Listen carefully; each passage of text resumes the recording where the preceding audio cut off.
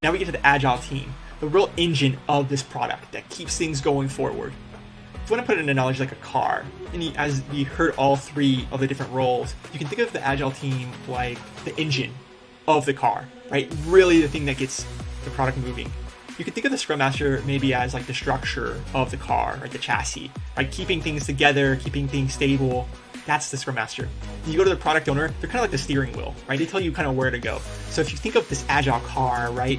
Really what we're talking about is that engine that feeds the team forward. And again, this doesn't always have to be a software developer or a technical person. It could be an HR team, a business team that's doing some kind of product. It's people that are actually building the day-to-day, the hands-on people that are building that work. Some teams, the actual Scrum Master is a role within the development team. And so you can think of they play two hats. Just keep in mind when this happens, so they have to allocate time to actually do that. If you're going to say this person is going to lead the team, and where the Scrum Master is the leader, it's really the chassis of the Agile car, they really got to spend that time, maybe 20% of their time, depending on how big the team is. It has to be some portion that goes into making sure all the team is aligned, the stakeholders, and making sure they're talking about the right things during the right cadence meetings, and also going forward in the right direction.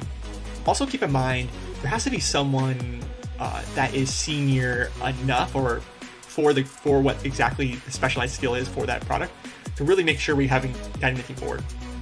And for example, this could be like an architect, someone that has a high level vision of what's going on technically to make sure the team's going the right direction, again, in the technical sense.